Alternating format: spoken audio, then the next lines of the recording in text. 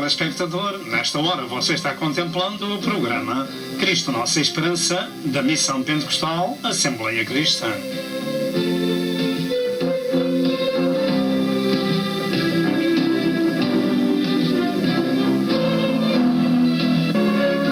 O alvo deste programa é a glória de Deus e a salvação da sua alma. E para isso, por favor, procure obter as muitas mensagens deste ministério, tais como evangelismo, ensino e profecia para estes últimos dias da Hora da Graça.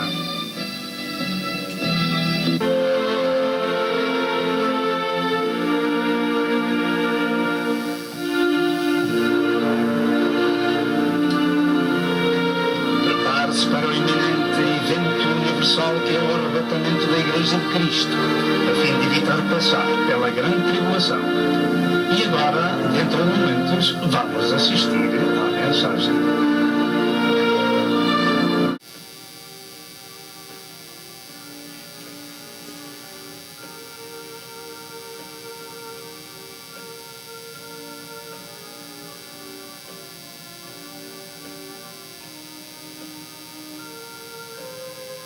Paz seja convosco, meu amado telespectador, paz seja convosco também. Ao seu lado chega este programa Cristo Nossa Esperança, 188, oro 388. Glória a Jesus.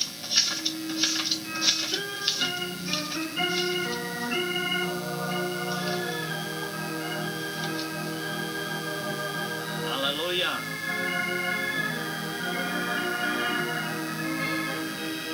Deus é tão bom, aleluia.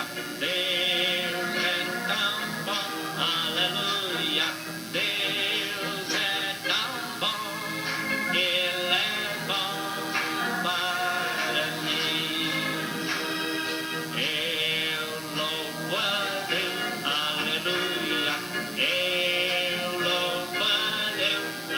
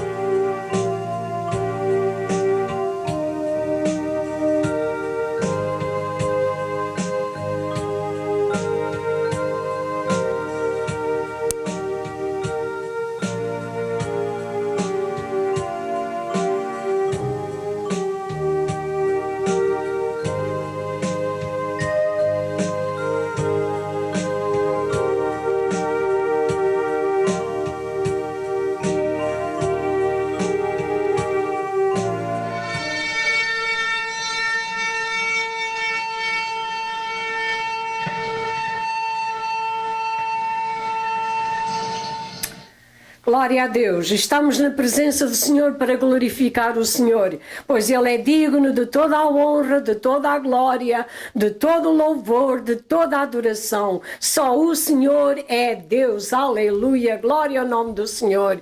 Querido irmão, querida irmã, querido amigo, querida senhora que nos está vendo, aleluia. Glorifico o Senhor, louvo o Senhor, adoro o Senhor, aprenda do Senhor que é manso e humilde do coração.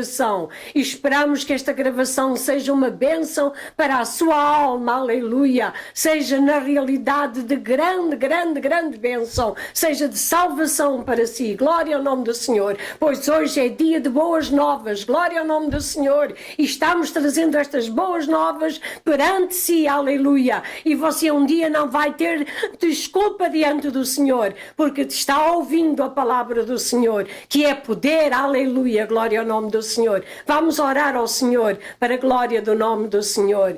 Senhor, nosso Deus e nosso Pai, como é bom estar na tua presença, como é bom louvar o teu nome, como é bom exaltar-te, aleluia, dar-te a glória que somente tu és digno de receber. Nós confessamos, Senhor, que nem no céu nem na terra, aleluia, nem debaixo da terra há outro semelhante a ti. E tu és o único, aleluia, o único Senhor e Salvador, aleluia. Entre Deus e os homens não há outro, aleluia. Glória ao nome do Senhor. Tu és o Senhor dos senhores, o Rei dos reis, aleluia. Aquele com o teu precioso sangue compraste para Deus Pai homens de toda a tribo, língua e nação, aleluia. E os fizestes reis e sacerdotes, aleluia, do Altíssimo. Glória ao teu nome. Senhor, abençoa, Senhor, o teu servo, a mensagem que tens para os nossos corações. Ajuda-nos a guardá-la, Senhor. Aleluia, glória ao teu nome. Abençoa-nos, Senhor, com o teu grande poder. Nós te pedimos e agradecemos em nome de Jesus. Amém. Aleluia. Prezado telespectador, paz seja convosco. De novo no seu lar com a mensagem do Evangelho, que é o poder de Deus para a salvação de todo aquele que crê. Hoje, como já foi dito, é dia de boas novas, dia de paz, dia de alegria, dia de dar glória ao Pai, glória ao Filho e glória ao Espírito Santo de Deus. Só o Senhor é Deus e além dele outro não existe, e a sua glória a outrem ele não dará. Deus seja louvado e adorado pela misericórdia, pela paz e pelo perdão que o Senhor nos concedeu. Na cruz do Calvário deu seu Filho amado para morrer em lugar do pecador, para o salvar e o redimir com o seu próprio sangue. Neste dia nós vamos estudar acerca da oração do Pai Nosso.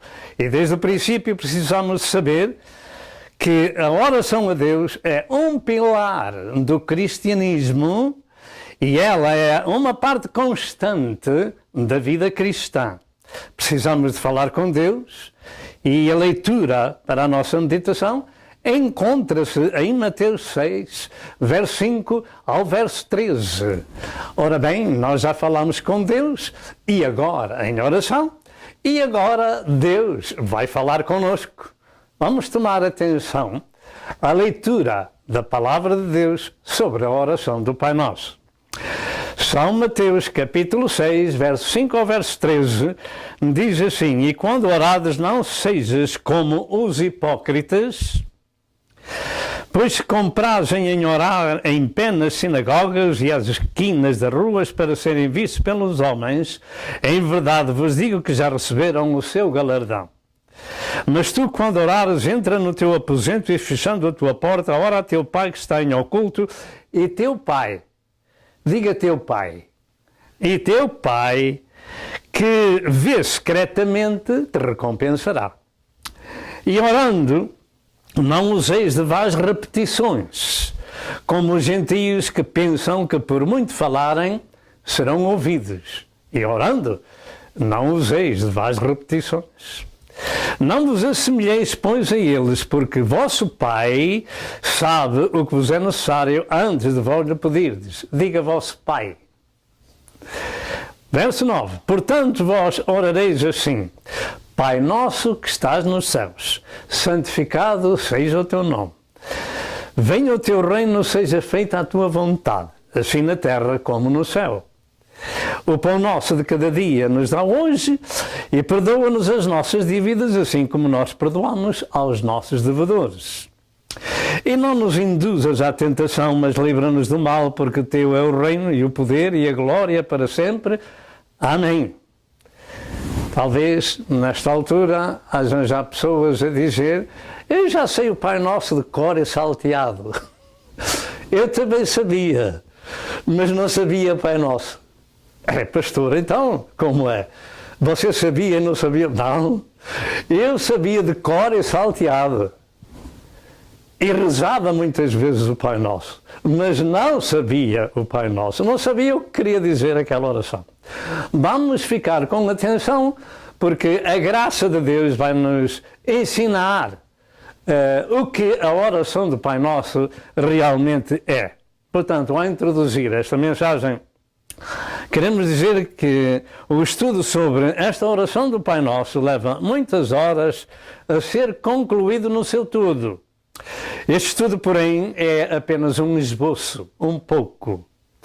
Ao meditarmos na oração do Pai Nosso, deparamos que no nosso texto esta oração contém 7 súplicas, além de outras partes que estão em segredo até se conhecer a sua realidade.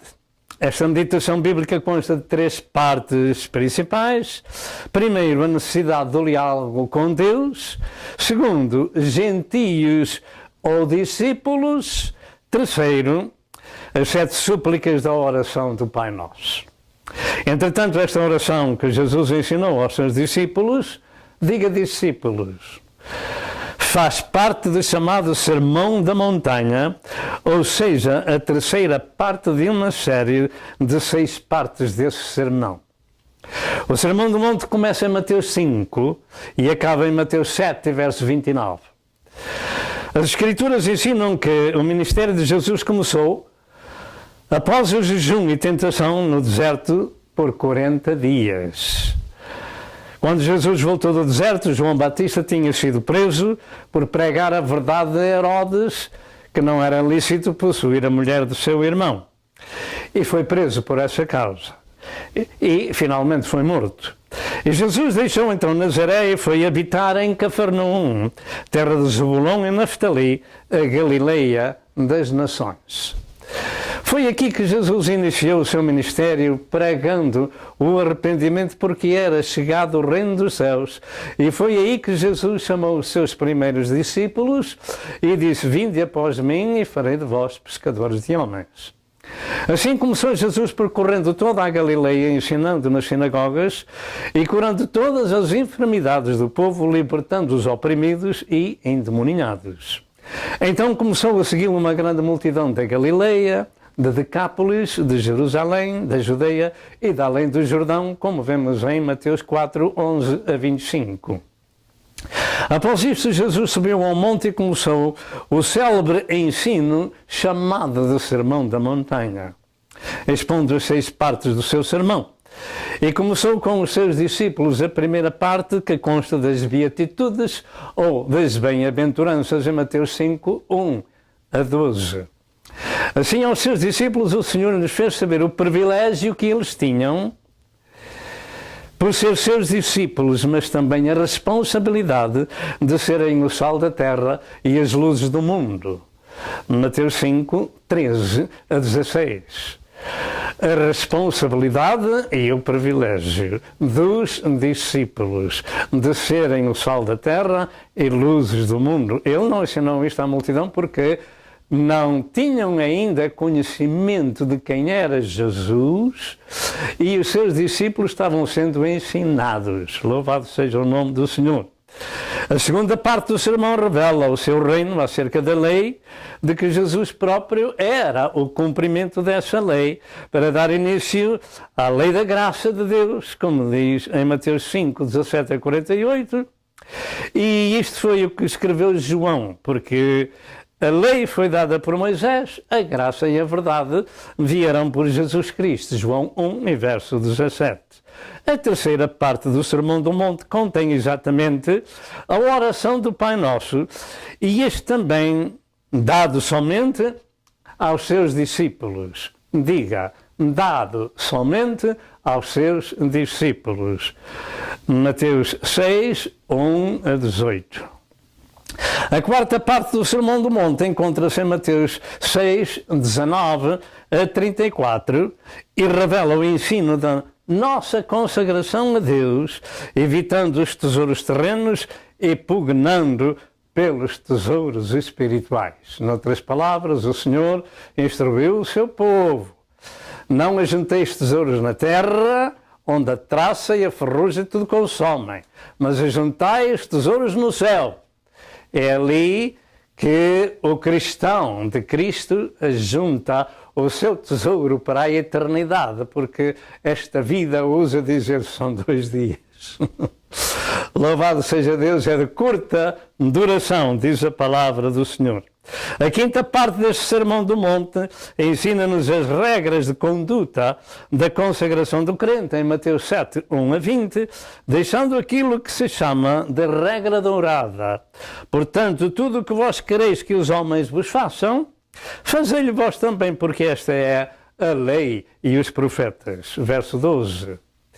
Assim, a sexta parte deste sagrado ensino de Cristo do Sermão do Monte é uma conclusão, ou seja, a necessidade da obediência à palavra de Deus, em Mateus 7, 21 a 29, e concluindo Jesus este discurso, a multidão se admirava da sua doutrina, porque os ensinava como tendo autoridade e não como os escribas. Jesus ensinava diferentemente, como quem tem a autoridade de falar e sabe o que diz e na sua boca nunca foi achado engano, porque Jesus não era nem o filho do carpinteiro como eles pensavam, nem o profeta de Nazaré da Galileia, ou até, digamos, de lá não surgiu nenhum profeta.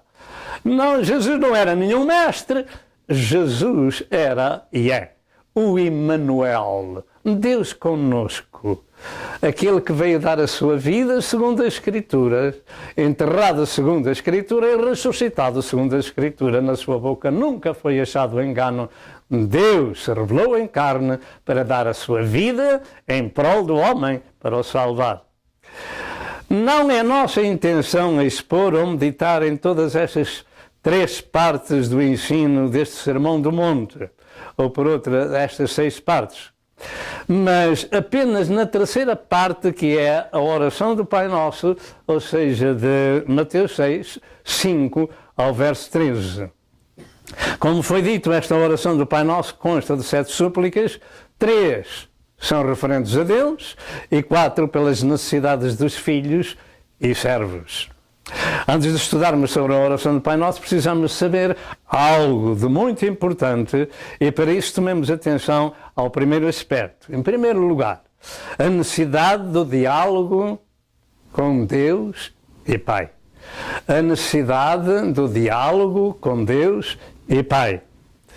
Desde o princípio deste assunto temos que ter em consideração que quando ouvimos as Santas Escrituras estamos ouvindo a voz de Deus para uns e a voz do Pai para outros, porque a Santa Escritura tem mensagem para todos os que habitam em toda a face da terra e em todas as gerações. A voz de Deus, a palavra de Deus é dirigida a Israel, a gentios e à Igreja. Louvado seja o nome do Senhor. Assim, a razão disto é porque uns são criaturas de Deus, outros são filhos de Deus por adoção, por nosso Senhor Jesus Cristo, qual se dá após um novo nascimento espiritual. Todas as pessoas podem chamar Pai a Deus logo que passem pela regeneração. Não há problema. Mas somente quando passam pela regeneração, pelo novo nascimento. João 1, 12 e 13 e João 3, 3 a 7. Enquanto somos filhos de homens, chamamos a Deus por Deus. Quando somos gerados do Espírito Santo e da Palavra de Deus, chamamos a Deus por Pai. O facto é que nas Escrituras existem homens e homens santos de Deus. 2 Pedro 1 e verso 21. Há uma grande diferença. Homens e homens santos de Deus. Creio que até aqui me tenho feito fazer compreender. Fica até ao fim para saber o que é a oração do Pai Nosso que o Senhor nos narra na Sagrada Escritura. E nas Santas Escrituras existem muitas interrogações de Deus aos homens e a seus filhos, e o Senhor espera que as pessoas lhe respondam. E aqui está o princípio do diálogo, é responder a Deus e fazer perguntas ao Senhor, louvá-lo, adorá-lo, reverenciá-lo, exaltá-lo, dar-lhe a glória e também agradecer a sua salvação, a sua ajuda, etc. Falar com ele acerca das necessidades da vida de cada um. Louvado seja Deus nosso Senhor. Deus é grandioso e poderoso para salvar e para perdoar. O facto é que, em termos seculares, se um líder, um professor estivesse lecionando, ou discursando, ou fazendo perguntas à classe ou ao povo e eles não respondessem às perguntas, como ficaria tal professor? Deus quer fazer diálogo connosco e quer que a gente fale com Ele. Da mesma forma, se um pai ou mãe falasse com seus filhos, fazendo-lhe perguntas e não obtendo respostas dos filhos, como ficariam seus pais? Estas ilustrações denotam a necessidade de termos diálogo e comunhão. Assim terá que ser com o nosso Criador e com o nosso Pai Celestial. Devemos fazer perguntas, falar com Ele, porque Ele nos responderá pela Sua palavra. E Ele sempre está presente. Mateus 6 e verso 6 diz que o Senhor está presente naquele lugar onde o seu servo fechou a porta e ficou a sós com Deus para falar com Ele e diz: Pai nosso que estás nos céus. Deus quer fazer diálogo com toda a gente, mas Deus não ouve a toda. Claro que ouve a toda a gente, mas não responde a toda a gente, porque uns são filhos de homens, outros são filhos de Deus. Mas então Deus não ouve os pecadores? Não. A palavra de Deus diz que Deus não ouve a pecadores. Ao longo do tempo nós vamos falar disto. Mas se o pecador se arrepende, é esse ele ouve. Graças a Deus. Se o pecador se arrepende, se pede misericórdia, é esse, ele ouve. Graças a Deus por isso. Falemos com Ele em oração todos os dias e ouçamos também a voz da Sua palavra, porque ela é igual para todas as gerações dos homens. Assim, uns falarão com Deus conscientemente de que são apenas homens naturais. Outros, contudo, mantêm uma comunhão muito íntima e diária com o seu Pai do céu, porque já são da família espiritual do Senhor.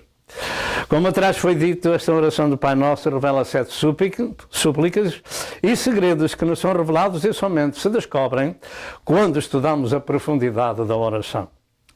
Assim, as súplicas são um ensino básico de todo o tipo de oração que o crente faz ao seu Senhor e o filho ao seu Pai. Desta forma, para se entender o texto do estudo, precisamos de estudar o contexto que deu origem ao texto, ou seja, as palavras de Mateus 6, 5 ou 8, que diz: E tu, quando orares, não sejas como os hipócritas. E tu, quando orares, então há 2 tipos de oração. Não sejas como os hipócritas, pois se comprazem em orar em pé nas sinagogas e às esquinas das ruas para serem vistos pelos homens. Em verdade vos digo que já receberam o seu galardão. Mas tu, quando orares, entra no teu aposento e, fechando a tua porta, ora a teu Pai, que está em oculto, e o teu Pai que vê secretamente recompensará. Então há hipócrita e há filho. E orando não useis de vãs repetições. Diga, e orando não useis de vãs repetições, como os gentios que pensam que por muito falarem serão ouvidos. Não vos assemelhareis, pois, a eles, porque vosso Pai, diga vosso Pai, sabe o que vos é necessário antes de vós lhe pedirdes. Nesta altura, nesta leitura sagrada, temos diversos vocábulos que nos fazem entender que nem todos são filhos de Deus. Naturalmente, este é um ensino bíblico, não é um ensino meu. É o ensino de Jesus. Uns são filhos do Pai, outros são gentios, uns falam muito, repetem muitas palavras e não são ouvidos. Porquê? Porque são hipócritas. E os hipócritas não são filhos de Deus. Não sejas como os hipócritas. Vamos perguntar o que é um hipócrita e vamos tentar dar a resposta. Segundo o dicionário, um hipócrita é aquela pessoa que finge qualidades e sentimentos que não tem e não possui, mas finge ter. Em Lucas 12, verso 1, Jesus avisou aos seus discípulos: acautelai-vos do fermento dos fariseus, que é a hipocrisia. Em tempos idos haviam muitos com o nome de cristão que diziam: olhai para o que eu digo e não olheis para o que eu faço. E esses eram aqueles que se diziam servos de Deus. Refinada hipocrisia. Em 1 Timóteo 4, 1 e 2, Paulo ensina que nos últimos tempos alguns se desviarão da fé, dando ouvidos a espíritos enganadores e a doutrinas de demónios pela hipocrisia de homens que falam mentiras. Tais pessoas se justificam a si próprias e até têm a coragem de dizerem a Deus o que são e o que fazem e levam-se a si próprias para serem vistos pelos homens. Em Lucas 18, 11 a 14, temos ali um exemplo de hipocrisia na oração do fariseu. Ele diz estas palavras em Lucas 18, em verso 11 ao verso 14, diz assim a palavra do Senhor. O fariseu, estando em pé, orava consigo desta maneira: ó Deus, graças te dou porque não sou como os demais homens, roubadores, injustos e adúlteros, nem ainda como este publicano. Veja como este homem se estava a exaltar a si mesmo e a rebaixar aquele pobre daquele publicano. Isso era hipocrisia. Jejuo 2 vezes na semana e dou os dízimos de tudo quanto possuo. E o publicano, porém, estando em pé de longe, nem ainda queria levantar os seus olhos ao céu, mas batia no peito, dizendo: ó Deus, tem misericórdia de mim, pecador. Você sabe que Deus ouviu esta oração e desprezou a oração do fariseu? Assim diz a palavra do Senhor: digo-vos que este desceu justificado para a sua casa e não aquele, porque qualquer que a si mesmo se exalta será humilhado e qualquer que a si mesmo se humilha será exaltado. Então temos aqui uma resposta: quando Deus ouve os pecadores. Deus também ouve os pecadores que se arrependem. Ó Deus, tem misericórdia de mim, pecador! Este homem fez com que Deus ouvisse a sua oração. Louvado seja o nome do Senhor. Nesta Escritura, um pecador encontrou a Deus com essas palavras: ó Deus, tem misericórdia de mim. Mas Jesus deixou o seu maravilhoso conselho aos discípulos: e tu, quando orares, não sejas como os hipócritas. Entra no teu aposento e fecha a tua porta e ora a teu Pai. E este é o segredo da comunhão do Filho com o Pai. Há orações que mais ninguém deve ouvir, devem ser feitas a sós com Deus. Portanto, bem cedo na sua vida, o Senhor incutia a necessidade dos filhos terem comunhão com o Pai, manterem diálogo, sentirem-se sempre dele dependentes para tudo, terem comunhão. Precisamos deste diálogo com o nosso Pai Celestial. Precisamos de ouvir a sua palavra, porque Ele fala pela sua palavra. E devemos também responder às ordens que Ele nos dá na sua palavra. O Pai Nosso foi somente ensinado aos seus discípulos e o Senhor bem frisou: não sejais nem como os gentios, nem como os hipócritas.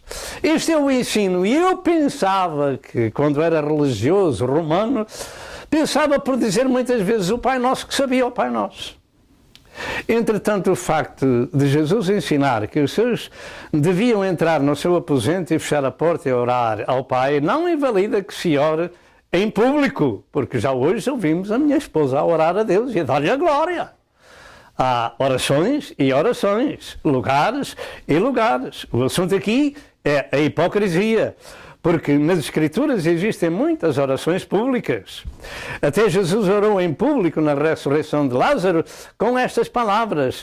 E Jesus, levantando os seus olhos ao céu, disse: Pai, graças te dou por me haveres ouvido. E ele disse isto em frente de toda a gente que ali estava. Graças te dou por me haveres ouvido. Eu bem sei que sempre me ouves. mas eu disse isto por causa da multidão que está em redor, para que creiam que tu me enviaste. João 11, 41 a 47. Portanto, há orações e orações. João 1, 42 e 41, João 11, 41 e 42. Mas Jesus também orava sozinho ao Pai, como diz em Mateus 14, 22 e 23, e em Lucas 6, e verso 12, que diz que Jesus passou a noite em oração a Deus. Todos os servos e filhos de Deus têm que ter diálogo diário com o seu Senhor e com o seu Pai do céu, em comunhão íntima e oração. Muitas vezes, até na casa de oração, quando uns oram, os outros dizem amém. E outros estão a sós com Deus, mesmo no meio de muita gente. As orações, contudo, não são de vanglória como os hipócritas, mas de exaltação a Deus e procurando de Deus a sua ajuda para a obra do Senhor e para a sua vida, para a nossa liderança e proteção da nossa vida diária, etc. Há muitas razões para nós buscarmos de Deus a sua ajuda. Precisamos de diálogo com Deus e o fazemos através das palavras. E este glorioso Senhor enche o universo com a sua presença e está em todo lugar. E além de tudo, Ele vive num coração redimido com o sangue do Filho de Deus.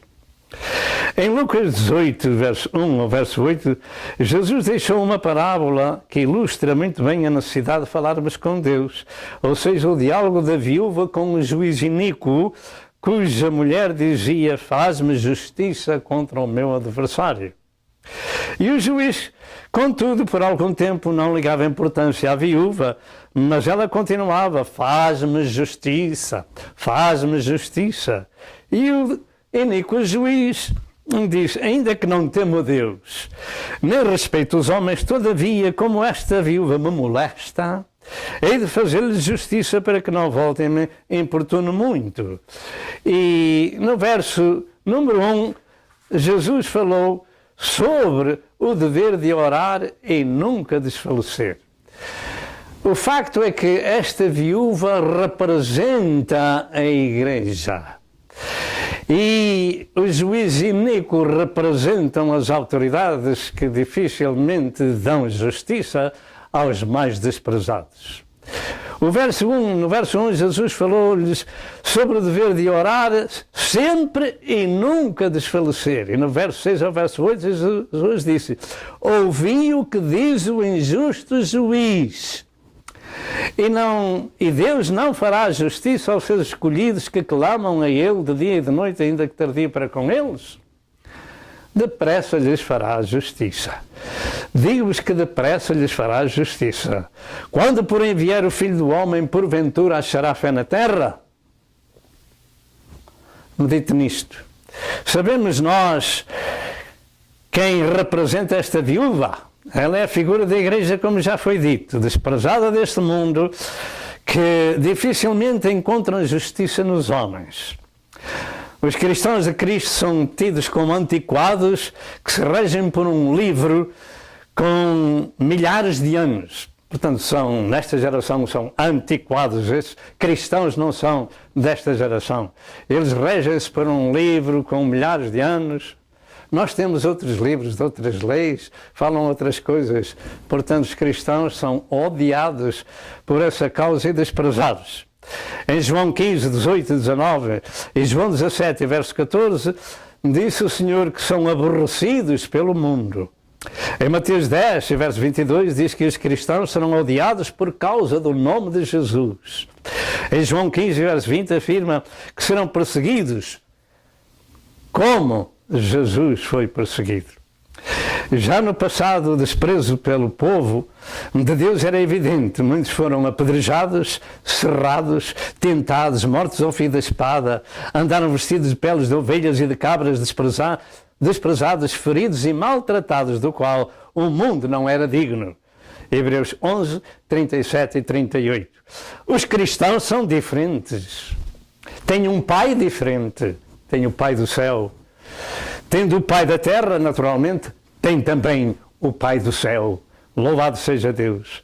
Mas o diálogo com Deus é absolutamente necessário, seja ele dos seus filhos ou dos pecadores, dos filhos que clamam ao Pai e dos pecadores para receberem o perdão e a reconciliação.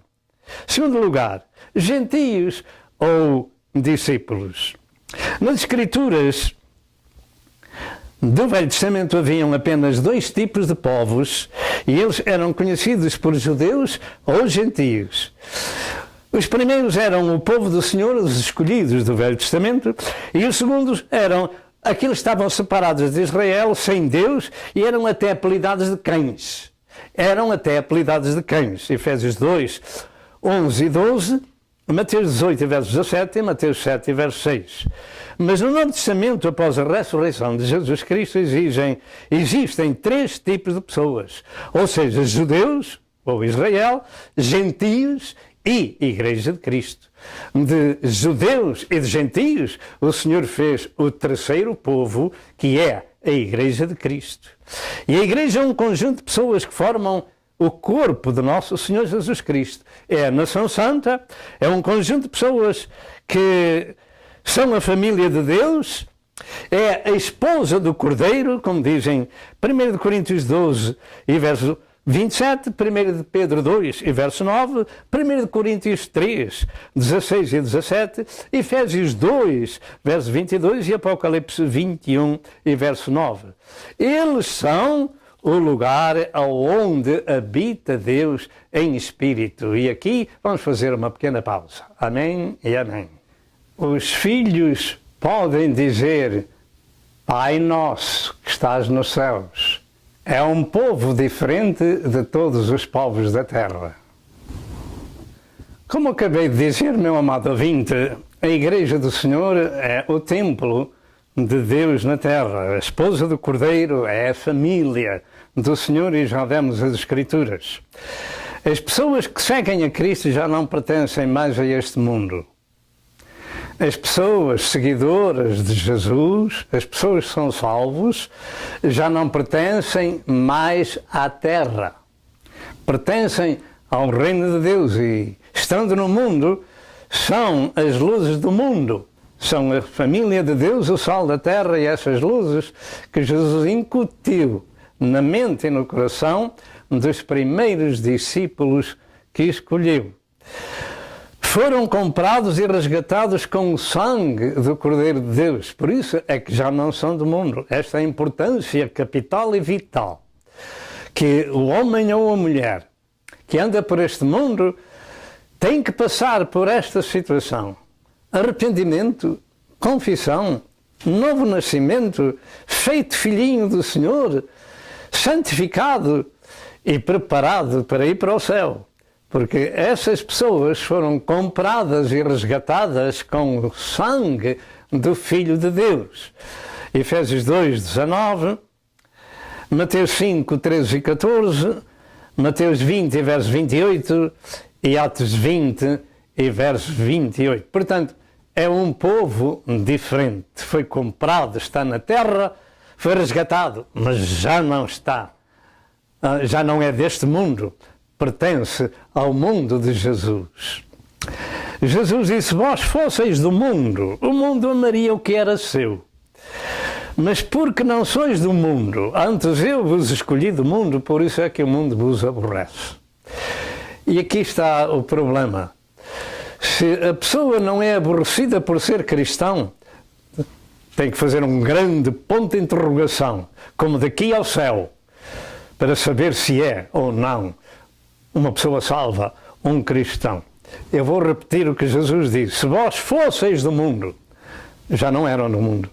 O Senhor os tirou do mundo, para Ele os escolheu. Ainda hoje é assim. Se vós fosseis do mundo, o mundo amaria o que era seu. Claro, estão no mundo, amam o mundo, vão a todo lado. Como diz a palavra de Deus, àqueles que são dele: não ameis o mundo, nem o que no mundo há. Porque se alguém ama o mundo, o amor do Pai não está neles. Então quem é que está? Está o amor do mundo, está Satanás. De maneira que o Senhor diz: antes eu vos escolhi do mundo, por isso é que o mundo vos aborrece. Pergunto: é você um escolhido de Jesus? Se realmente é um cristão de Cristo, saiba com certeza que o mundo o vai aborrecer. Você poderá dizer, eu não quero ser cristão. O melhor é tomar a sua cruz e vir a Jesus, pedindo a Deus perdão e ser vaiado e aborrecido por este mundo, porque eu já cá ando há 46 anos, pela graça de Deus, tenho sido aborrecido em muito lugar, até enfrentado a própria morte, mas ainda estou aqui, dando testemunho que Jesus me resgatou e me comprou com o seu próprio sangue. Se você não é aborrecido pelo mundo, faça uma interrogação à sua vida. E este mundo são os gentios sem conversão. E se isso não acontece, é um sinal evidente de que você ainda não é do Senhor. Os seus seguidores não têm outra alternativa senão chamar a Deus diariamente como a viúva, faz-me justiça contra o meu adversário. Todos nós precisamos de saber quem somos e em que situação nos encontramos diante das Sagradas Escrituras, que é a Palavra de Deus. Pergunto, Deus é seu Senhor? Há na terra um dito entre o povo, Deus é Pai de toda a gente, mas não é. Deus é o Criador de toda a gente. E os homens são filhos de homens, mas depois têm que ser filhos de Deus, feitos filhos de Deus por adoção. João 1, 12 e 13, e nascido de novo, João 3 a 7.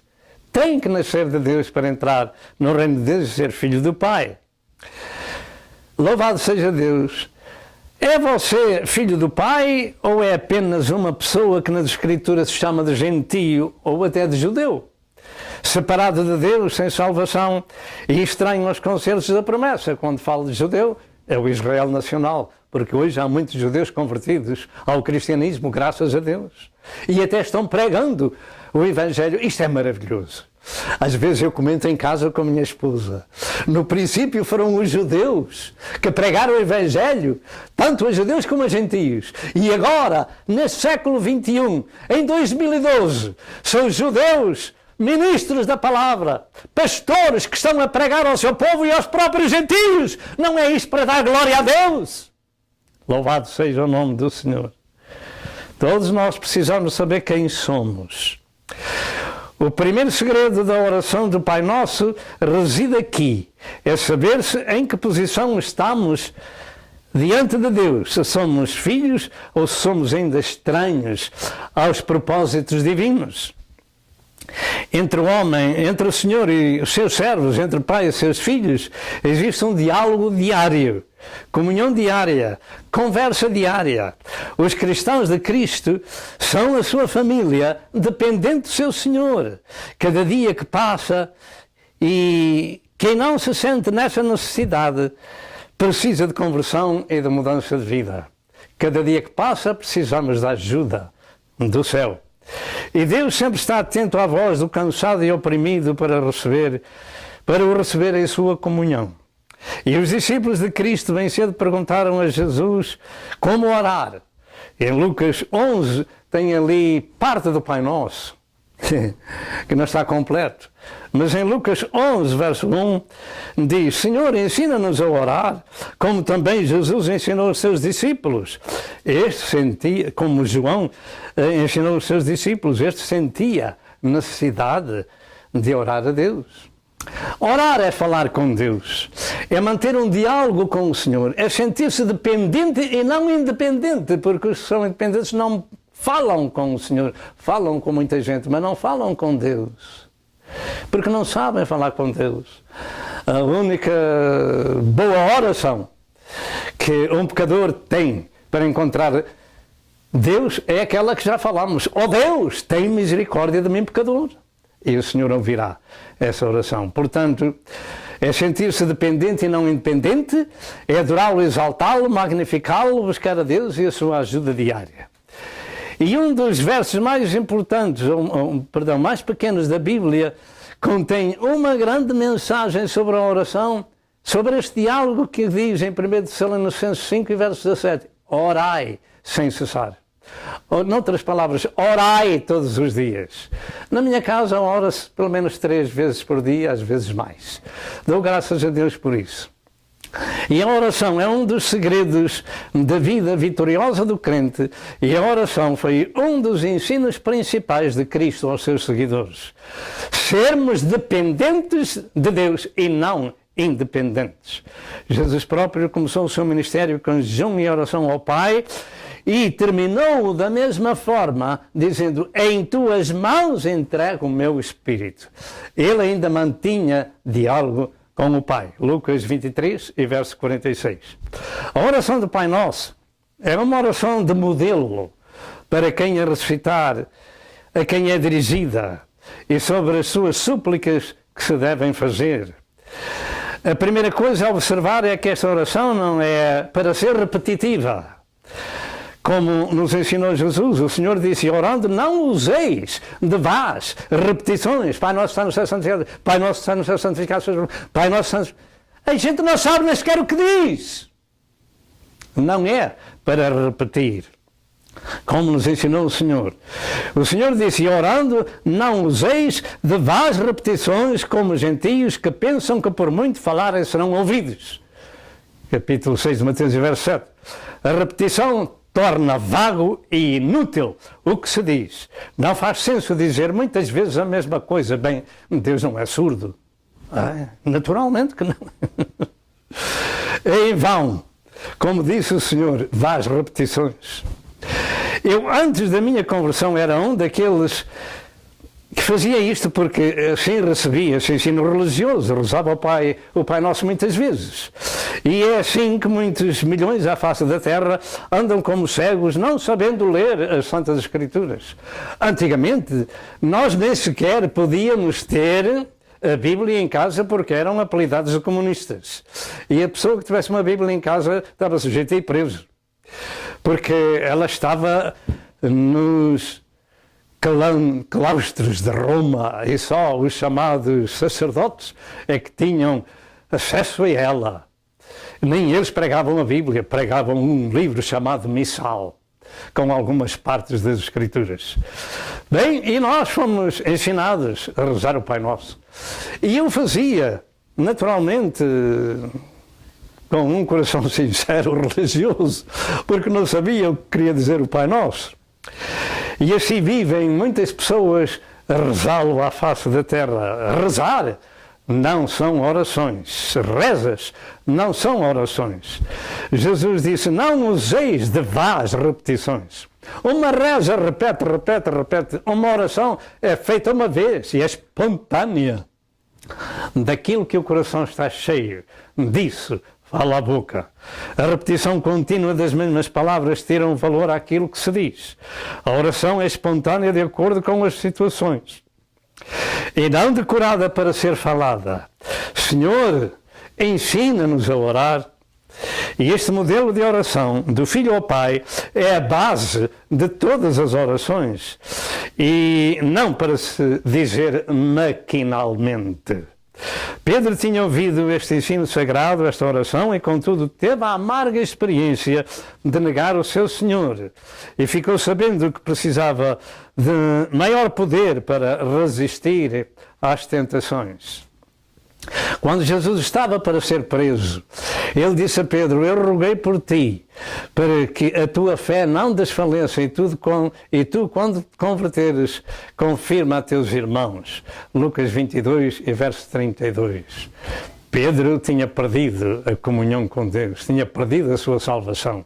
E tu, quando te converteres, Pedro, e ele foi realmente convertido, não passado muitos dias depois da ressurreição de Jesus. Facto é que, passados esses 10 dias, após a ascensão de Jesus, Pedro era outro homem. Agora revestido do poder de Pentecostes, porque tinha, como outros, ficado em oração e receberam o poder de Deus. Na sua pregação, primeira pregação, cerca de 3.000 almas deram o coração a Jesus. Quando foi perante o tribunal de Israel, o Sinédrio, ele disse: vós matastes o Messias, vós matastes o Pai, o Filho, mas o Pai o ressuscitou dos mortos. Importa mais obedecer a Deus do que obedecer aos homens. Atos 5, 29 e 30. E Pedro mais tarde dizia aos seus ouvintes e escrevia: sede sóbrios, vigiai, porque o diabo, vosso adversário, anda bramando como leão, buscando quem possa tragar, ao qual resistir firmes na fé, sabendo que as mesmas aflições se cumprem entre os vossos irmãos no mundo. 1 de Pedro 5, verso 8 e verso 9. É importante para os filhos de Deus manter o diálogo e a comunhão. E é muito mais importante para o homem natural deste mundo fazer a confissão do pecador. Oh Deus, tem misericórdia de mim, pecador! E Deus vai ouvir essa oração, porque Deus ama esse pecador e anda buscando esse pecador. E esta mensagem é um alerta para que as pessoas possam compreender se têm apenas o Pai terreno ou se já têm o Pai celestial. Se são apenas nascidos de homens ou se são nascidos de Deus. Se são gerados de homens ou se são também gerados de Deus. Esta é a mensagem do Evangelho. Os cristãos baseiam as suas orações nas palavras do Pai Nosso, que nos ensina, primeiro, a quem se deve dirigir. Segundo, o lugar para onde vai a petição, que é o céu. Terceiro, o Senhor a quem se invoca é santo. Quarto, que precisa do reino desse Senhor. Quinto, que a vontade desse Senhor tem que ser feita na terra como assim é no céu, etc, etc. Esta oração, por exemplo, era também de vigilância. Jesus tinha ensinado: Pai, livra-nos das tentações. São Paulo, em Efésios 6 e versos 8, diz que a igreja deve orar em todo o tempo, com toda a oração e súplicas no Espírito, e vigiando nisto com toda a perseverança e súplica por todos os santos. Não só de glorificarmos a Deus, exaltarmos, louvarmos o Senhor, como a nossa intercessão vai em favor dos santos, em favor da família e em favor dos vizinhos, em favor da pátria, em favor de todo o mundo que necessita da misericórdia de Deus. Orar e suplicar no Espírito não é repetir frases previamente decoradas, as quais são chamadas de rezas. Orar é um diálogo espontâneo do filho ao pai, do servo ao seu senhor, com todo o tipo de diálogo. Depende da situação, porque finalmente do que o coração está cheio, disso fala a boca. Pai, livra-nos das tentações. É uma oração. Terceiro lugar, as 7 súplicas da oração de Mateus 6, verso 9 ao verso 15. Como já lemos até ao verso 13, eu vou ler apenas versos 13, 14 e 15, que diz assim. Mateus 6, verso 13. E não nos induzas à tentação, mas livra-nos do mal, porque teu é o reino e o poder e a glória para sempre. Amém. Somente aqui é que termina o Pai Nosso, no verso 13, com a doxologia. E no verso 14 diz: porque se perdoares aos homens as suas ofensas, também vosso Pai Celestial vos perdoará a vós. Se porém não perdoares aos homens as suas ofensas, também vosso Pai Celestial vos não perdoará a vós. E este ensino foi dado a crente, foi dado a cristão. Vamos à primeira súplica. Pai nosso que estás no céu, santificado seja o teu nome. Para termos uma ideia da profundidade desta oração, precisamos de dar valor às palavras que ela encerra. Fiquemos com estas palavras-chave das Escrituras em nossa mente: Pai e filhos, santos e pecadores. Pai e filhos, santos e pecadores. A oração consta de que as primeiras 3 súplicas são referentes ao Pai e as 4 últimas referentes às necessidades dos filhos e servos. E o segredo desta oração está exatamente na palavra Pai. Diga Pai. Claro, se você é um cristão, pode chamar Pai ao seu Pai natural e Pai ao Pai do céu. O mesmo não pode ser feito por aqueles que não são regenerados. E é importante notar, desde o princípio, que Jesus nunca ensinou esta oração à multidão dos gentios, mas sim somente aos seus discípulos. A razão disto é que os gentios, os hipócritas, não eram filhos de Deus, eram apenas pessoas do mundo pecador. Jesus disse até aos eminentes doutores da lei e aos fariseus que eles eram hipócritas e tinham por pai o diabo. João 8, verso 48, os gentios eram como cães. Mateus 7, verso 6. Portanto, há uma grande diferença entre pessoas e pessoas. É bom estudarmos as Santas Escrituras e compreendermos aquilo que elas ensinam. O vocábulo pai só é dado pronunciar a quem é seu filho, ou terreno ou celestial. Ninguém pode chamar pai a uma pessoa que não tem afinidade, que não conhece. Se alguma pessoa me visse na rua e dissesse pai, eu dizia, você desculpe, vai chamar pai a outro, porque eu não sou seu pai, eu conheço os meus 3 filhos. Não é verdade. Glória ao nome de Jesus. Portanto, o vocábulo pai é só dado pronunciar a quem é seu filho, ou terreno ou celestial. Ninguém pode chamar pai a uma pessoa que não conhece, somente os filhos podem invocar o seu pai. E para sermos filhos do pai, precisamos ser gerados por ele. E seja ele terreno ou seja celestial. Naturalmente todos são gerados pelo Pai da Terra. E se quisermos chamar Pai a Deus, precisamos ser gerados por Ele e pela Sua Palavra. A importância e o segredo desta oração está aqui mesmo. A quem a oração é dirigida.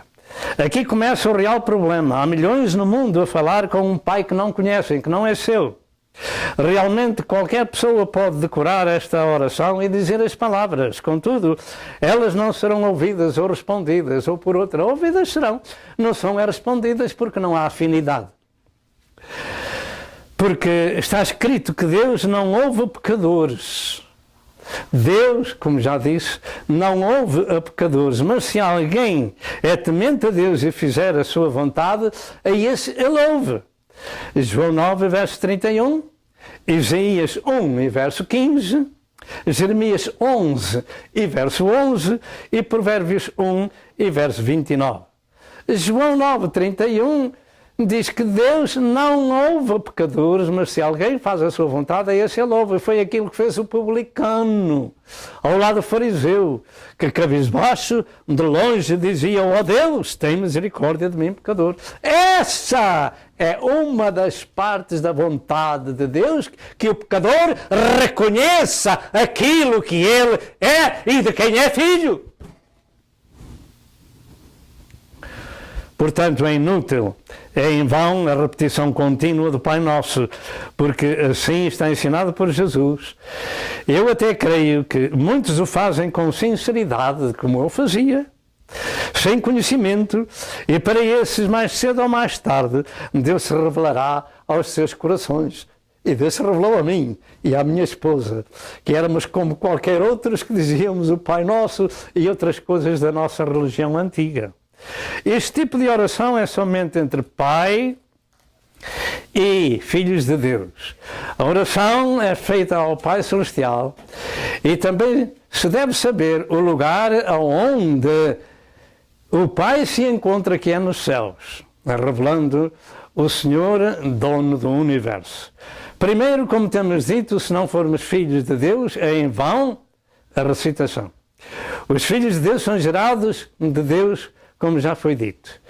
Houve um dia em que fomos gerados de nossos pais terrenos, contudo, para chamarmos Pai a Deus, precisamos ser gerados de novo espiritualmente, e se isso não acontece, somos apenas filhos de homens destituídos da glória de Deus, como diz em Romanos 3 e verso 23. Este processo da nova geração, o novo nascimento, se opera de diversas formas. 1 Coríntios 4, verso 15, diz que somos gerados pelo Evangelho. É ao ouvir o Evangelho. Em Tiago 1,18 afirma que fomos gerados pela palavra de Deus, ao ouvirmos a Escritura. 1 Pedro 1,23 diz que fomos gerados pela semente incorruptível, pela palavra de Deus, viva e que permanece para sempre, que é esta palavra que é Espírito e vida. Louvado seja Deus. E em 1 João 5, versos 8 diz que nascemos de Deus e por isso não pecamos deliberadamente, mas nos conservamos e o maligno não nos toca. Sabe porquê? Porque guardamos a palavra. Como já antigamente diziam no Velho Testamento, guardei a tua palavra para não pecar contra ti. Conservamo-nos com esta semente gloriosa do Pai, onde fomos gerados, e nos conservamos no caminho do Senhor. Assim se efetua um novo nascimento, mas em João, capítulo 13, verso 5, diz que aquele que não nascer da água e do Espírito não pode entrar nem ver o reino de Deus. E a água é simbólica da palavra de Deus e o Espírito é o Espírito Santo. Louvado seja o Senhor.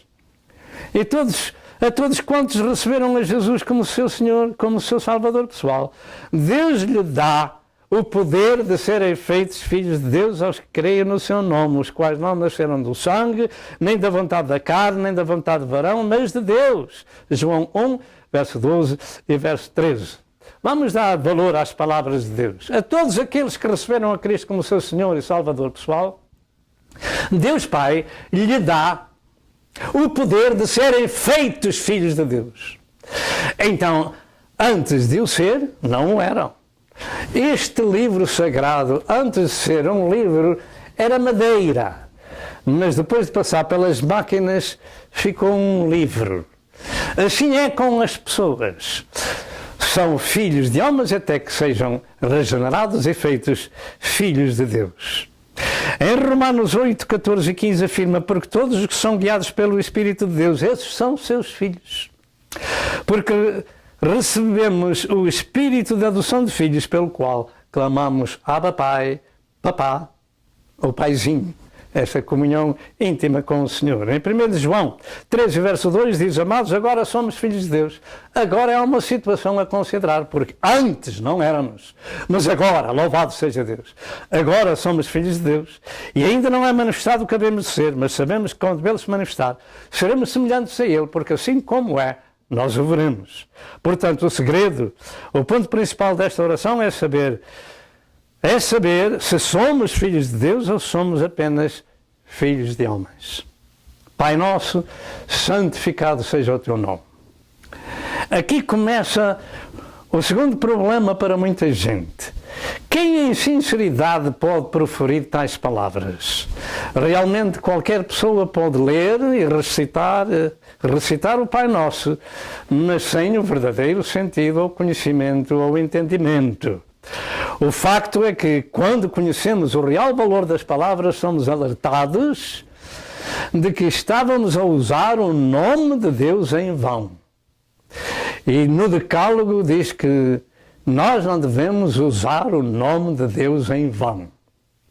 Louvado seja o nome do Senhor. Pergunta: o que é santificar o nome de Deus, o nome do Pai? A resposta é que quem pode santificar o nome do Pai são os seus filhos e não os estranhos. Podemos dizer amém? Segundo, é que para santificar o nome do Pai, os filhos têm que ser santos. Diga amém. Terceiro, santificar é tornar sagrado, é consagrar, é separar. E neste caso, santificar o nome do Pai é proclamar aquilo que Ele é.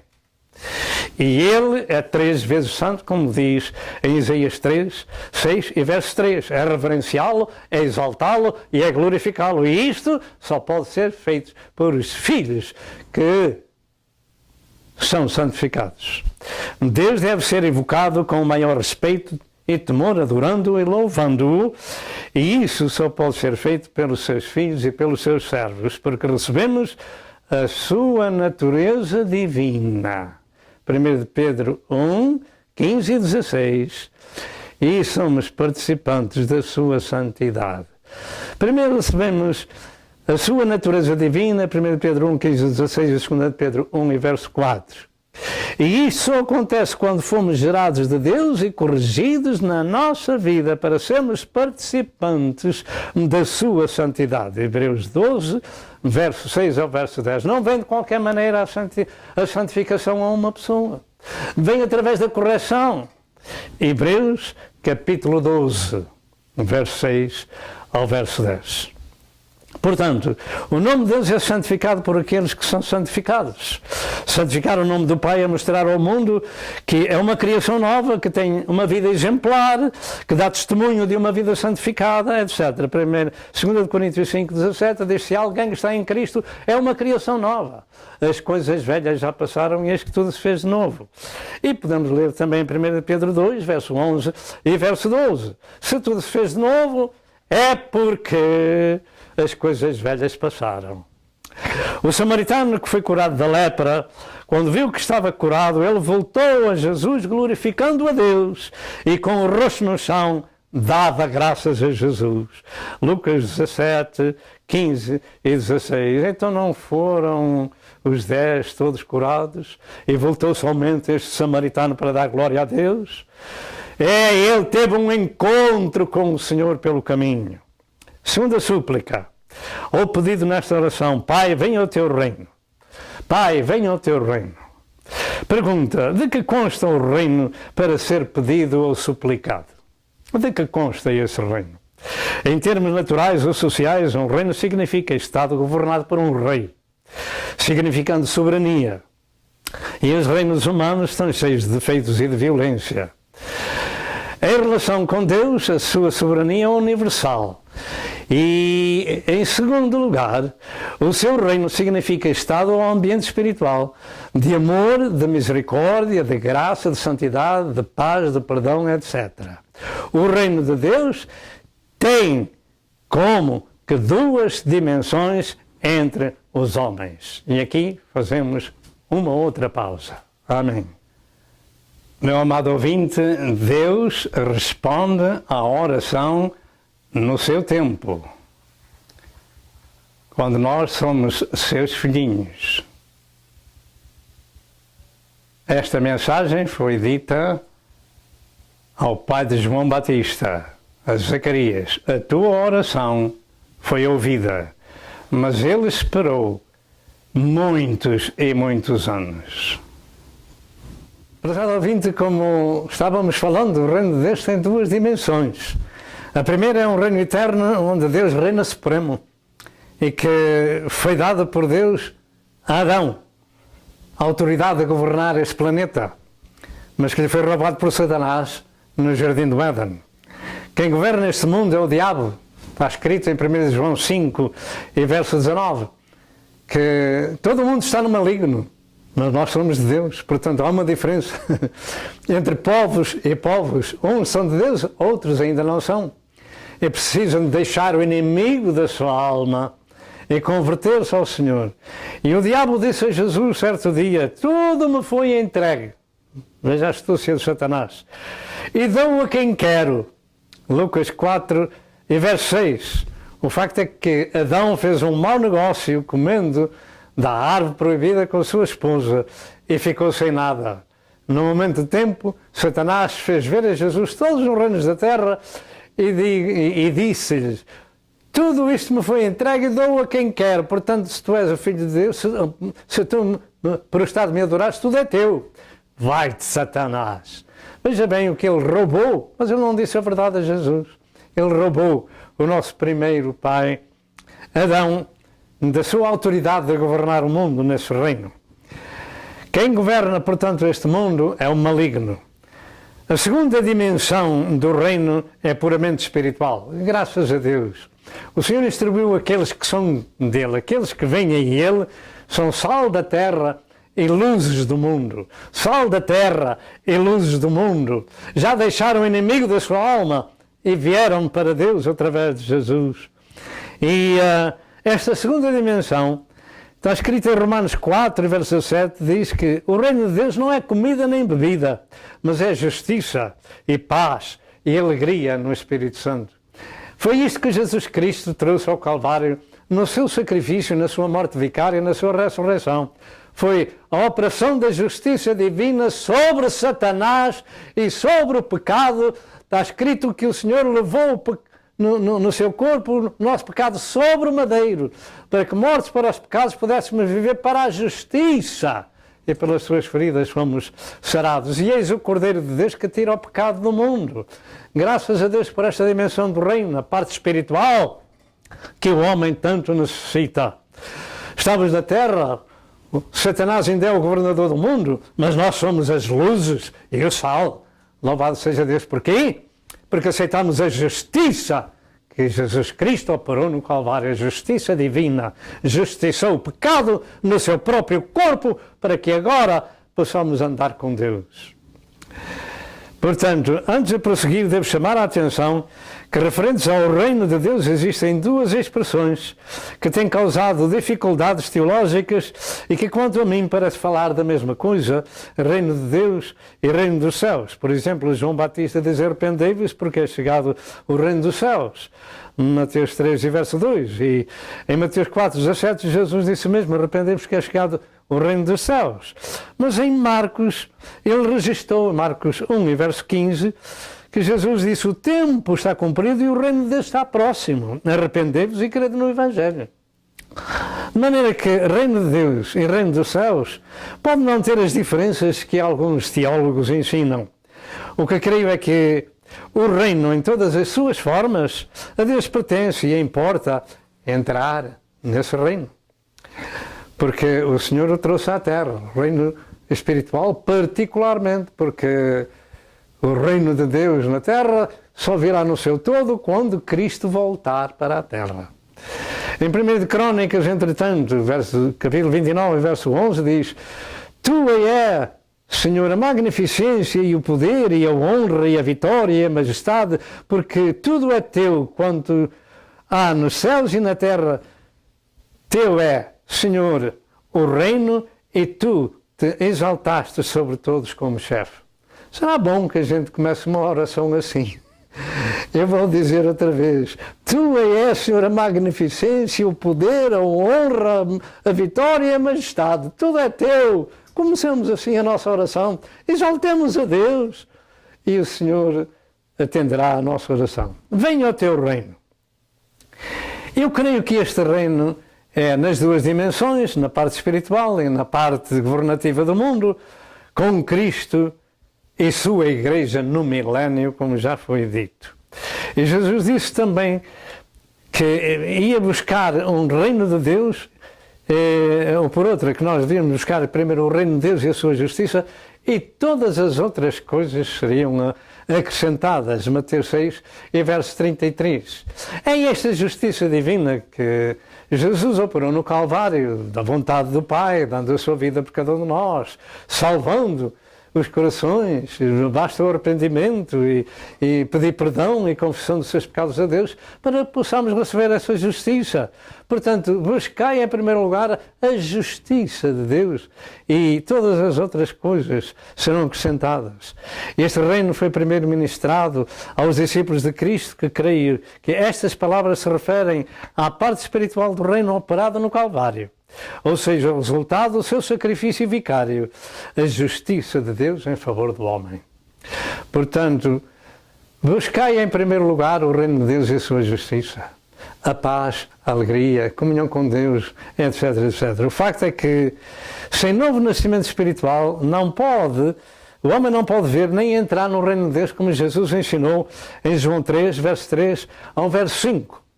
E daí ser anunciado, em primeiro lugar, o arrependimento. Arrependei-vos, arrependei-vos, arrependei-vos. Sem o qual arrependimento não há reino de Deus para ninguém. Ora, João Batista começou o seu ministério com arrependei-vos e que é chegado a vós o reino dos céus. Jesus fez da mesma forma, arrependei-vos.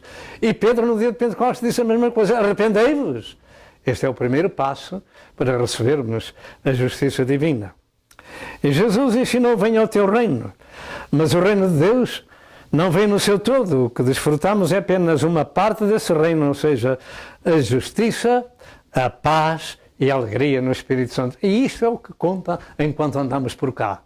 Essa parte do reino espiritual é o que conta na nossa vida perante Deus, porque o outro virá para o milénio. Bendito seja o nome do Senhor. O reino de Deus na terra, no seu todo, só virá quando o Jesus desse reino, o Senhor desse reino, que é Jesus Cristo, vier pela segunda vez em glória.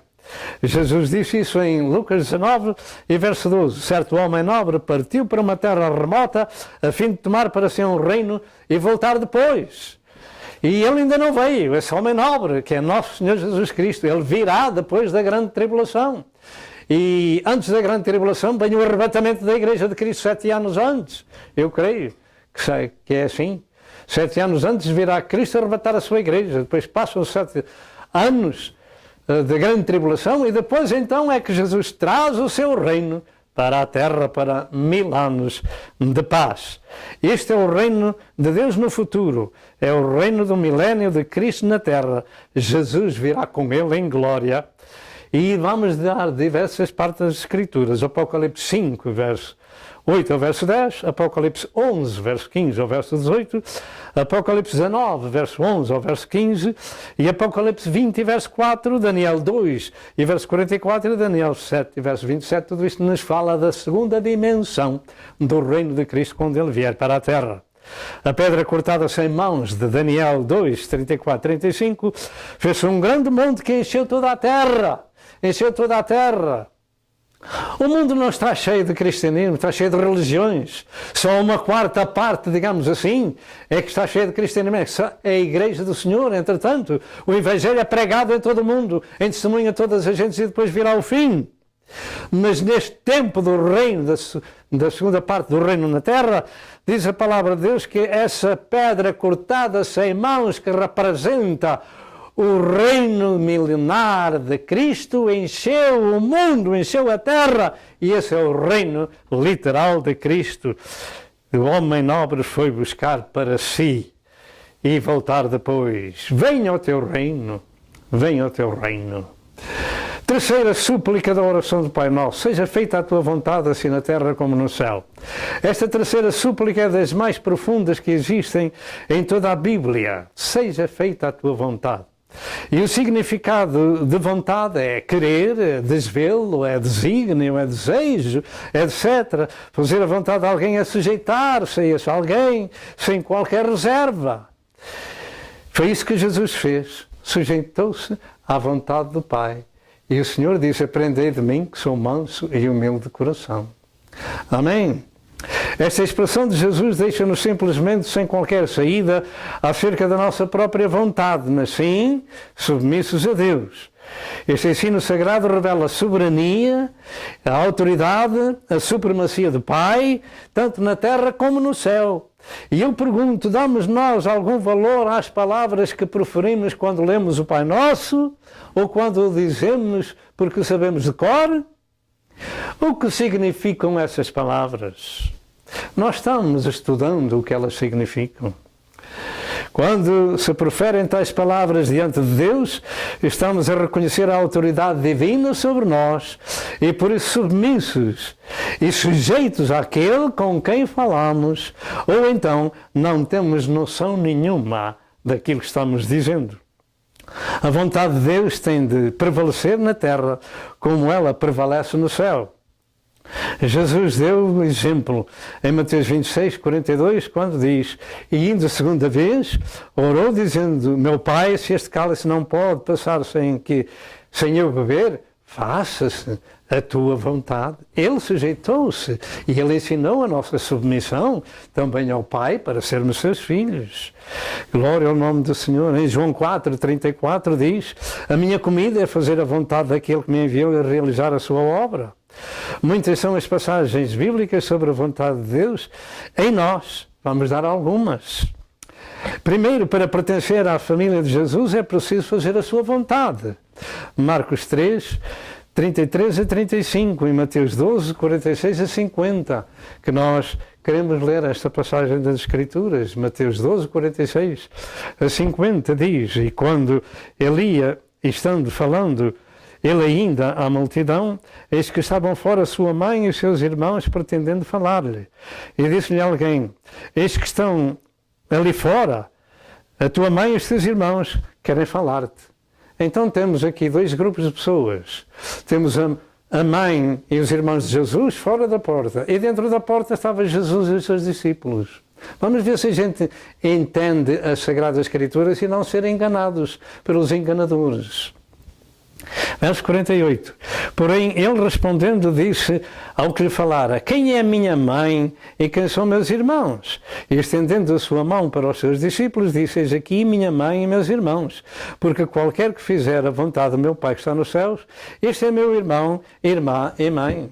Esses são da família de Jesus, e não aqueles que não fazem a vontade de Deus.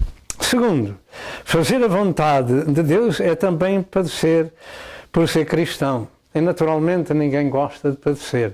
Mas estas são as escrituras que ficam para nós ouvirmos. Em 1 Pedro 4, 12 a 19, diz, entre outras: portanto, os que padecem segundo a vontade de Deus, encomendam-lhe as suas almas. E todos aqueles que são cristãos, que tomam a sua cruz, padecem pelo seu testemunho. Em relação a Cristo, diz a palavra de Deus através de Paulo em Filipenses 1 e verso 29, em relação a Cristo, não somente vos foi concedido crer nele, mas também padecer por ele. Deus nos concede padecer pelo nome de Cristo. Quer dizer que aqueles que padecem pelo nome de Cristo estão tomando a sua cruz, porque se negaram a si mesmos e vieram após Jesus. E aqueles que não padecem ainda precisam de o fazer. Isto é verdade. Terceiro, fazer a vontade de Deus é pugnar pela nossa santificação. Em 1 Pedro 4, 3 a 7 diz essas coisas. E sem santificação ninguém verá o Senhor. Diz em Hebreus 12 e verso 14. Realmente, muita gente não conhece isto, mas sem santificação ninguém pode ver a Deus. Onde é que está escrito, pastor? Em Hebreus capítulo 12 e verso 14. Sem santificação ninguém verá o Senhor. Portanto, precisamos de começar pelo arrependimento, pela confissão dos pecados, pelo novo nascimento, por tomar a nossa cruz, ir após Jesus, negar-nos a nós próprios e nos santificarmos. Se é assim, então somos filhos de Deus. Se assim não é, precisamos ainda de passar por essa situação. Quarto, fazer a vontade de Deus é ser submisso a Ele. Jesus disse: vós sereis meus amigos se fizerdes o que eu vos mando. João 15, verso 14. E em Mateus 7, verso 21 diz: nem todo aquele que diz Senhor, Senhor entrará no meu reino. Há muita gente a dizer Senhor, Senhor, mas nunca pode entrar no reino. Então quem é que entra no reino? Eu vou-vos dizer outra vez, Mateus 7, 21. Jesus disse: nem todo aquele que me diz Senhor, Senhor entrará no reino dos céus, mas aquele que faz a vontade do meu Pai que está nos céus. Esta é uma súplica muito importante. Você tem que saber e eu tenho que saber. É uma das mais importantes. É que não prevaleça a nossa vontade ou a nossa maneira de ver, mas sim a submissão a Deus. Estas três súplicas se relacionam com Deus e Senhor, e as últimas quatro se relacionam com as necessidades dos filhos e servos. Quarta súplica: dá-nos o pão de cada dia. Nesta quarta súplica meditaremos também um pouco nas duas espécies de pão: pão natural e pão espiritual. Em primeiro lugar, esta súplica ensina-nos a dependência que tem o Filho do Pai para a nossa sobrevivência. O facto é que Jesus afirmou que ninguém pode viver só de pão, mas de toda a palavra que sai da boca de Deus. Mateus 4:4, Lucas 4:4. E a palavra de Deus é o seu pão espiritual. Primeiro, o pão de cada dia no aspecto natural. Dá-nos o pão de cada dia. Este pão não é da padaria do céu, nem o Senhor bate à nossa porta como padeiro dizendo: olha, estão aqui 2 pães e 2 peixes para vocês comerem. Não é assim. De maneira que este pão não vem caindo do céu como uma maná vinha no Velho Testamento para os judeus no deserto. Não, este pão é a capacidade, é a inteligência, é as forças físicas, é a saúde, é o emprego para poder trabalhar e comprar os alimentos. É depender de Deus diariamente. Você sabe que a terra está amaldiçoada e aquele que não faz calos nas mãos ou calos na cabeça, não tem suor no seu rosto, que é a maldição sobre todo o mundo, esses precisam de conversão. Porque todo homem tem que comer o pão com o suor do seu rosto. E muitos há que ou não têm trabalho, ou estão doentes, ou estão aleijados, etc, etc. E nós precisamos de depender de Deus, porque está escrito que Ele trabalha para aquele que nele espera. E nós precisamos de esperar na misericórdia de Deus e na ajuda do Senhor cada dia que passa. Dá-nos o pão de cada dia. Dá-nos saúde, dá-nos trabalho, etc, etc. Já em Gênesis 13, verso 20, disse Deus a Adão que ele comeria o seu pão com o suor do rosto, e ainda é assim nestes dias, tanto para um povo como para com o outro. Também esta expressão de cada dia nos ensina que o dia da manhã não é nosso. E Jesus até disse, não vos inquieteis com o dia da manhã, porque o dia da manhã cuidará de si mesmo, basta a cada dia o seu mal. Se Deus desse o pão de cada dia às pessoas, ninguém queria trabalhar. E Paulo disse, aquele que não quer trabalhar não coma também. Esta é uma boa receita para todos nós, em especial para os ociosos. Aquele que não quer trabalhar não coma também. O facto é que no tempo de Jesus muitos procuravam o Senhor para comer mais pão e mais peixe que o Senhor tinha multiplicado. E Jesus disse, trabalhai não pela comida que perece, mas pela comida que permanece para a vida eterna. E João 6 e verso 27. Eles queriam mais pão e mais peixe, e Jesus conhecia os seus corações. E assim anda muita gente nestes dias. Esta é a comida do céu, que é o pão espiritual, que não podemos viver sem ele.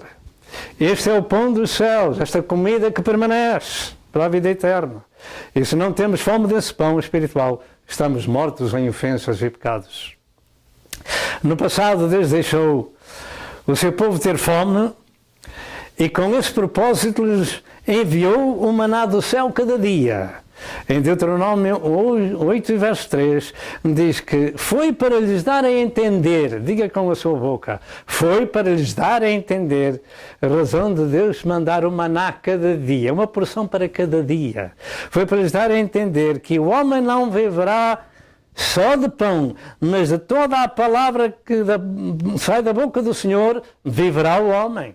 Precisamos tanto o pão físico, natural, como o pão espiritual, a palavra de Deus, que nela encontramos a justiça de Deus no Calvário revelada, no sacrifício vicário de nosso Senhor Jesus Cristo. Cada dia nós precisamos deste pão. Cada um tem que comer o pão com o suor do seu rosto. Em João 6 temos ali um diálogo de Cristo com a multidão que procurava o pão e o peixe. Jesus disse, Moisés não vos deu o pão do céu, mas meu Pai vos dá o verdadeiro pão do céu. Porque o pão de Deus é aquele que desce do céu e dá vida ao mundo. Eu sou o pão da vida, se alguém comer deste pão viverá para sempre. E eles pensavam ainda que o Senhor estava falando do pão da terra, o pão físico. Cristo estava-lhes a apontar a cruz e o Calvário. E disse, o pão que ele der é a minha carne que eu darei para a vida do mundo. E aqui começa o problema. Quem come a minha carne e bebe o meu sangue tem a vida eterna e eu ressuscitarei no último dia.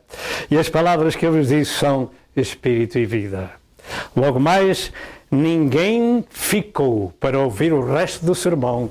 Todos andaram, inclusive muitos dos seus discípulos. E Jesus, voltando-se para os 12, diz, e vós quereis ir também?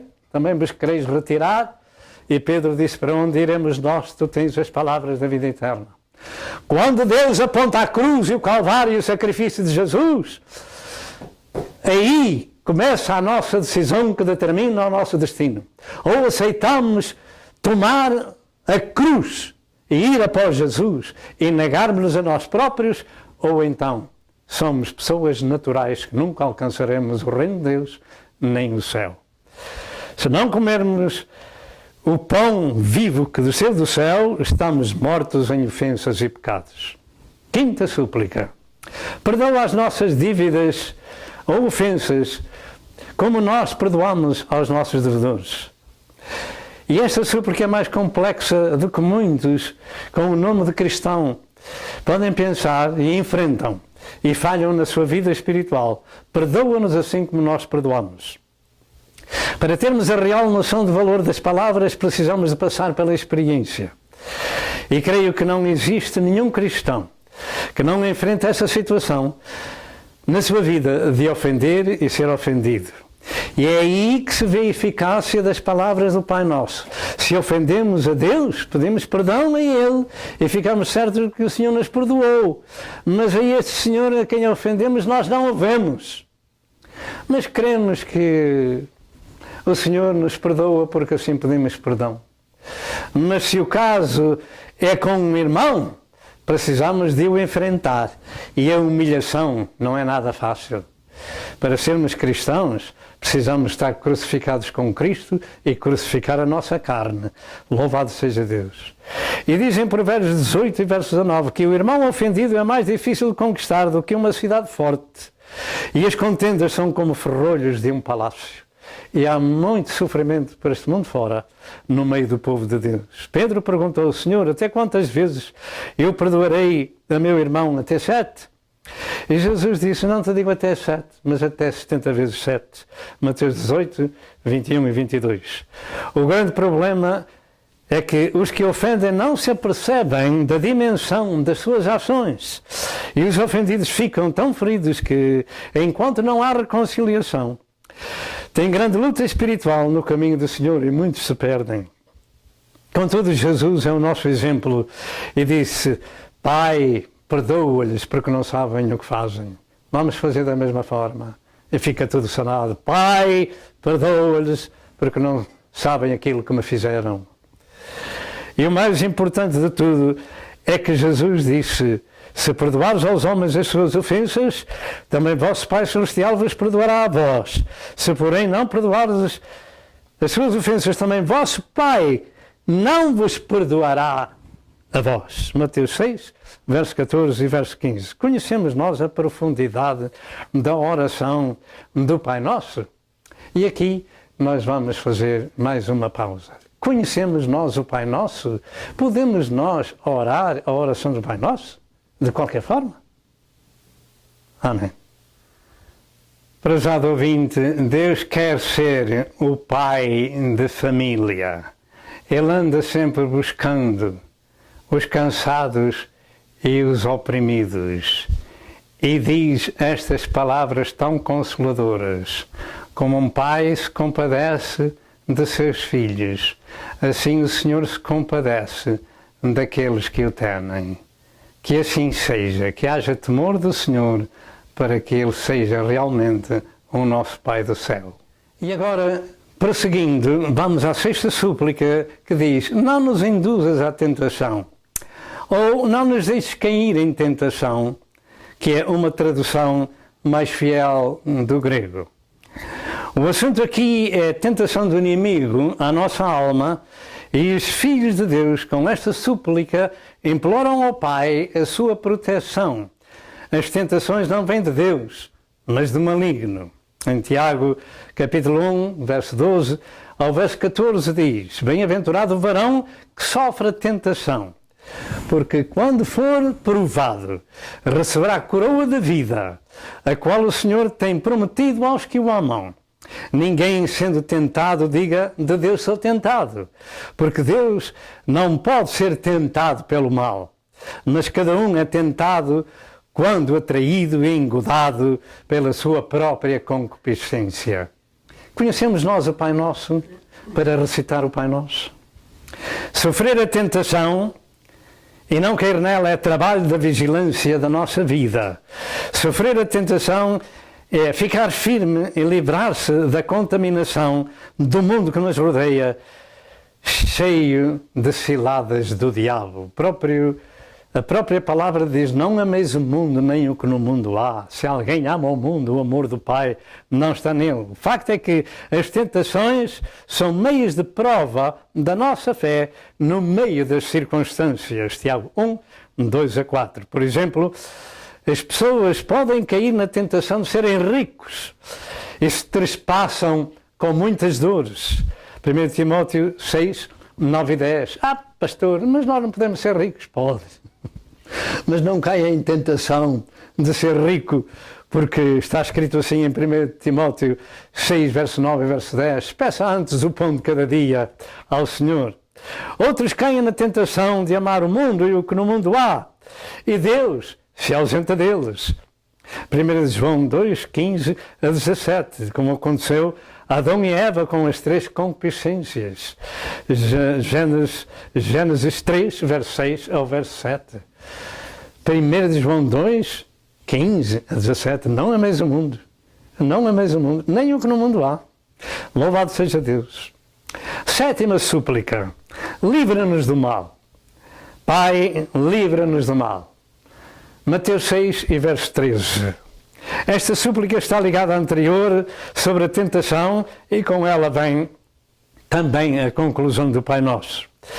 Vivemos num mundo de maldade, violência, destruição e tudo isto é a obra de Satanás para matar, destruir e roubar, como ensinou Jesus em João 10 e verso 10. Ele, contudo, disse, eu vim para que tenham vida e a tenham com abundância. As hostes espirituais da maldade enchem a terra e temos que lutar com essas hostes espirituais da maldade com a armadura de Deus em Efésios 6, verso 10 ao verso 18, mas precisamos mesmo assim da ajuda divina. Os valores morais e espirituais com que Deus dotou o homem são o alvo de Satanás diariamente para corromper a humanidade. Nestes dias, possivelmente só 1/4 parte da humanidade consegue manter-se limpo diante de Deus e essa 1/4 parte é a Igreja ou aquela boa semente que produz a 30, a 60 e a 100. Diz em Isaías 9, verso 18, que a impiedade lavra como um fogo. É isto que o mundo oferece por este mundo fora. Este é o trabalho do diabo. E diz também no Salmo 28, verso 3, que os ímpios falam de paz ao seu próximo, mas têm o mal nos seus corações. Pai, livra-nos do mal. Vivemos num mundo infestado de demónios e precisamos não só da couraça, da fé, do escudo, da oração, etc., mas da ajuda divina. Pai, livra-nos do mal. E o grande conselho de Deus ao seu povo está em Provérbios 4, 16 e 17, que diz: não entres nas veredas dos ímpios, nem andes pelo caminho dos maus, evita-o. Não passes por ele, desvia-te dele, passa de largo, pois não dormem se não fizerem mal e faz deles o sono se não fizerem tropeçar alguém. Este é um bom conselho. Nós temos que fazer a nossa parte, é evitar o perigo. E em Romanos 12, verso 9 diz: aborrecei o mal e apegai-vos ao bem. Pai, livra-nos do mal. Finalmente, esta oração que Jesus ensinou, ele ensinou também a doxologia. E com que a oração termina, ou seja, a ação de glorificar a majestade divina, que é o louvor rendido a Deus. No final do verso 3 diz: porque teu é o reino e o poder e a glória para sempre, amém. O Pai Nosso só termina aí, não é como antigamente nos ensinavam. O Pai Nosso só termina no verso 3 com estas palavras: porque teu é o reino e o poder e a glória para sempre, amém. Lembramos daquele verso de 1 de Crônicas 29, se a minha memória está correta? É isso, vamos dizer a Deus aquilo que Ele é, vamos glorificá-lo. Deus habita no meio dos louvores. Isaías 6 e verso 6 diz: Santo, Santo, Santo é o Senhor, toda a terra está cheia da sua glória. Demos glória ao Criador, louvemos a Deus pela sua criação. No Salmo 96 e verso 1 diz: cantai ao Senhor um cântico novo, cantai ao Senhor todos os moradores da terra.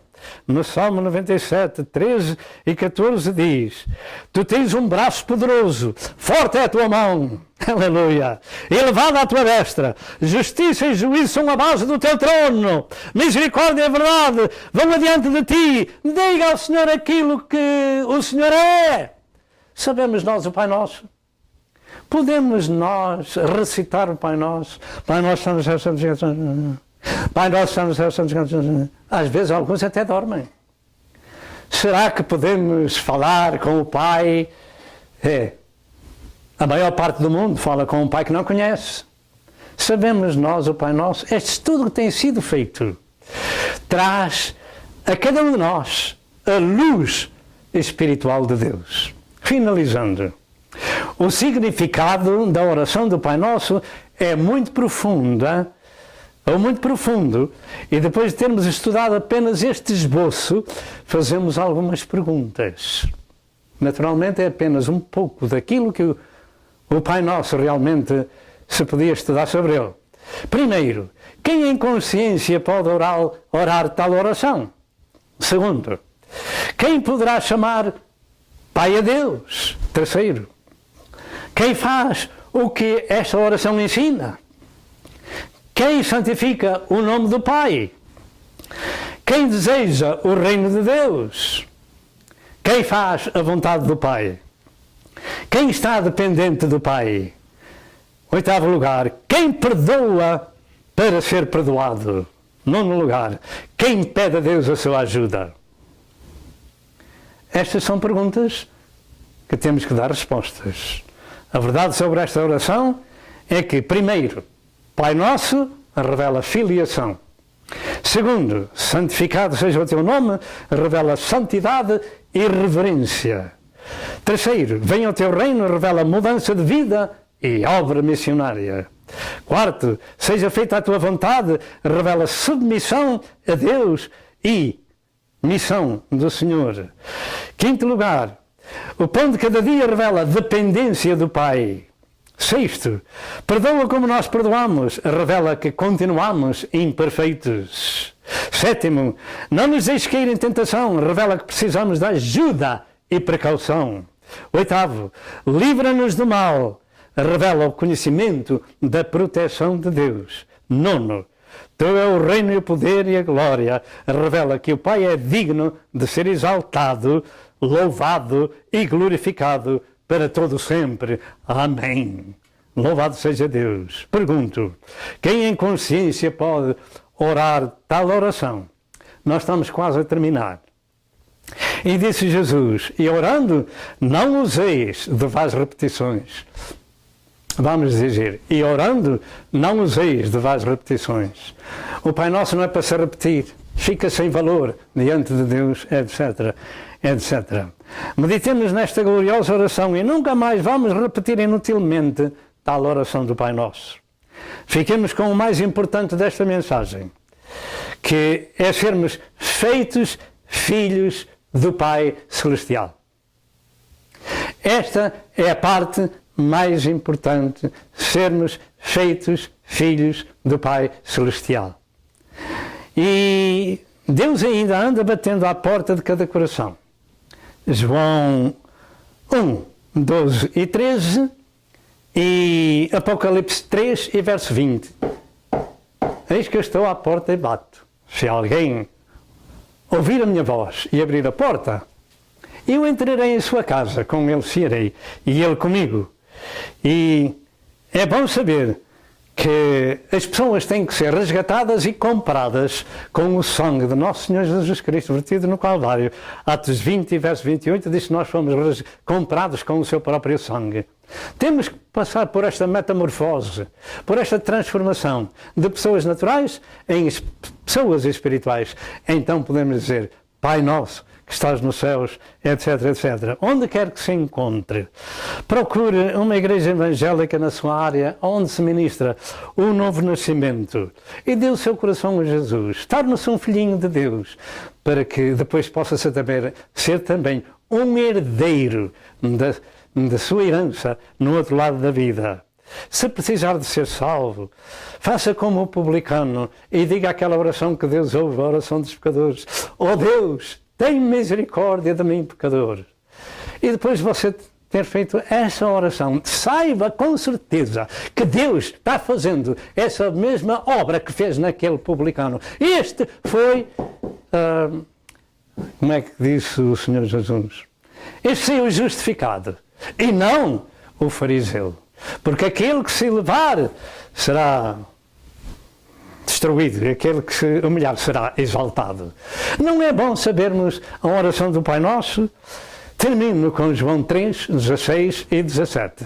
Que Deus ama a você como você é, como nos ama a nós.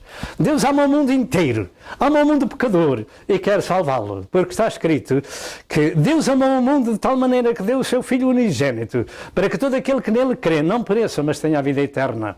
Porque Deus não enviou o seu Filho ao mundo para condenar o mundo, mas para que o mundo fosse salvo por ele. Portanto, um filhinho de Deus, feito filhinho de Deus, é uma pessoa salva, uma pessoa regenerada, uma pessoa santificada e que pode dizer: Pai nosso que estás no céu, santificado seja o teu nome, venha o teu reino, seja feita a tua vontade, assim na terra como no céu. O pão nosso de cada dia nos dá hoje, e perdoa as nossas dívidas, assim como nós perdoamos a quem nos ofendeu ou a quem nos deve.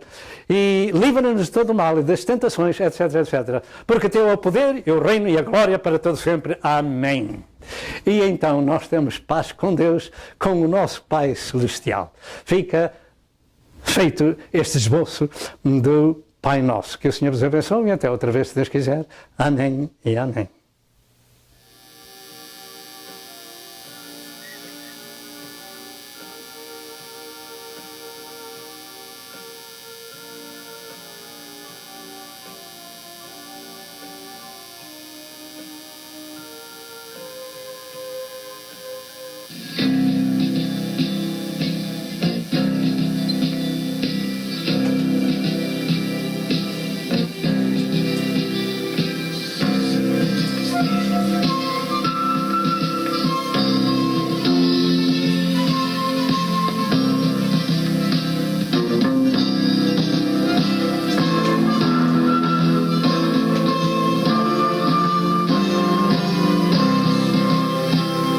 Prezado telespectador, eu creio que você foi abençoado com a mensagem deste dia. Toma uma decisão e junte-se ao povo de Deus para viver a eternidade com Jesus.